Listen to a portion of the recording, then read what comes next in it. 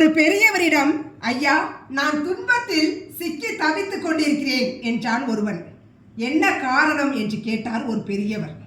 மற்றவர்கள் எனக்கு துன்பம் கொடுக்கிறார்கள் என்றான். உனக்கு துன்பம் கொடுப்பது உன்னுடைய மனம்தான் என்றார் பெரியவர். அப்படியா சொல்கிறீர்கள்? ஆமாம். அப்படியானால் துன்பத்திலிருந்து விடுபட என்ன வழி? மனதை புரிந்து கொள், அது போதும் என்றார். எப்படி புரிந்து கொள்வது என்றான். இந்த கதையை கேள் என்று சொல்லி கதை சொல்ல ஆரம்பித்தார். ஆசையாக ஒரு பூனையை வளர்த்தார் ஒருவர். அந்த பூனை ஒரு நாள் எலியை பிடித்து கவ்விக்கொண்டு வந்தது. அவருக்கு அது மகிழ்ச்சியை தந்தது. மறுநாள் அந்த பூனை அவர் ஆசையாக வளர்த்த கிளியை கவ்விக்கொண்டு வந்தது. அவருக்கு அது அதிர்ச்சியை கொடுத்தது. இன்னொரு நாள் அந்த பூனை எங்கேயோ சென்று காட்டிலிருந்து ஒரு குருவியை பிடித்து கவ்விக்கொண்டு வந்தது.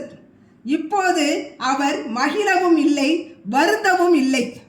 எதையாவது பிடிப்பது பூனையின் சுபாவம் என்பதை புரிந்து கொள்ள அவருக்கு கொஞ்ச காலம் ஆயிற்று.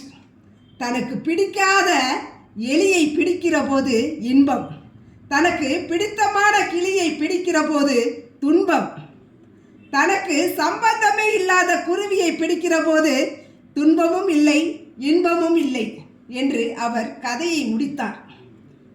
இவன் சிந்திக்க தொடங்கினான். துன்ப சிறையில் கதவுகள் திறக்கப்படுகிற ஓசை அவன் கேள்விகளில் விழுந்தது.